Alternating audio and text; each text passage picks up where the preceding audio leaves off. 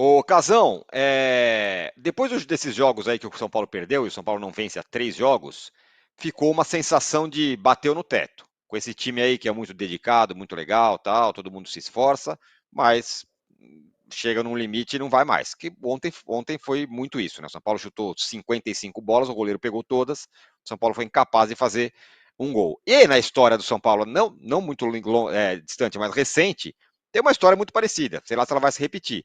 O Amoroso e o Luizão chegaram no meio da disputa da Libertadores, foram campeões, depois foram campeões do mundo, ficaram ali, chegaram e resolveram, né? Não sei se a moeda vai cair em pé de novo, como dizem os São Paulinos, mas tem essa mística. Não, mas assim, vamos ver as derrotas. A primeira que o São Paulo perdeu foi para o Cuiabá, não foi semana passada? Dessas três jogos sem ganhar, foi com o Cuiabá primeiro, lá em Cuiabá, não foi? Uhum. Sim. Foi. Não, a primeira foi pro Depois, Corinthians, né? Não, Cuiabá. o Cuiabá, Cuiabá, isso foi depois. É. Perdeu para o Cuiabá. O Cuiabá Isso. tá ganhando de todo mundo, inclusive ganhou do Internacional lá em Porto Alegre, nesse final de semana.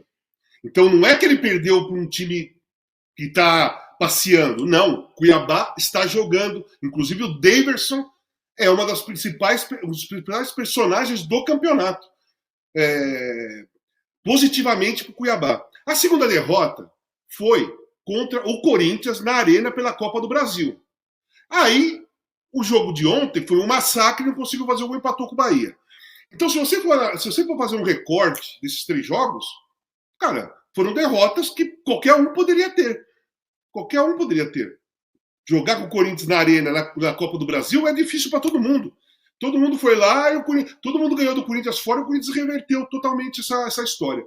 Perder para o Cuiabá lá em Cuiabá, cara, nesse momento é uma coisa normal, que qualquer um pode ir lá e perder.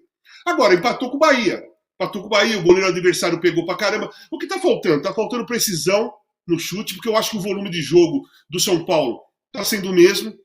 Eu não acho que as 2 derrotas foram pesadas para o São Paulo, que interrompeu a série de partidas que o time se apresentou bem, motivado, com confiança, com segurança e tudo mais. São 2 derrotas que não quebra. Seria absurdo, por exemplo, mesmo que esteja acontecendo constantemente no campeonato, perder em casa para o Cuiabá e perder em casa para o Corinthians. Aí seria 2 derrotas que poderiam interromper mesmo o ritmo, a dinâmica do time. Mas eu acho que não mudou. Eu acho que não interferiu.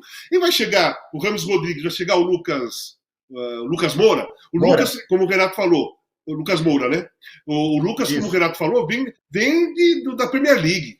Cara, vem para assim, tá de férias, mas tá com a cabeça no nível de competição altíssimo. Não perdeu a competição. Ele acabou de jogar a Premier League. O cara tá ligadaço em ser competitivo. Já o outro, o Ramos Rodrigues, tecnicamente é um jogador espetacular, fez uma Copa do Mundo de 14 maravilhosa, mas depois foi oscilando, e eu acho que muitos times que ele jogou, como o Real, o Bayern de Munique e o Everton, que ele jogou também, eu acho que faltou para ele exatamente aquilo que ele precisa também apresentar no São Paulo: competitividade.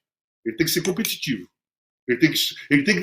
O São Paulo está contratando o Ramos Rodrigues para criar jogadas, ter um cara que tem uma genialidade, consegue enfiar uma bola difícil, coloca o atacante na cara do gol, mas precisa ser competitivo.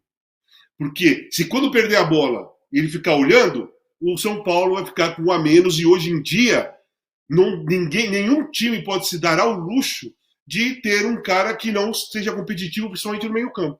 Só se o Dorival arrumar um esquema tático que o Ramos Rodrigues seja o segundo atacante, Caleri de centroavante, ele o segundo atacante, mas atrás do Caleri, que aí o meio de campo fica completo, ele não pode fazer parte do meio campo e não ser competitivo.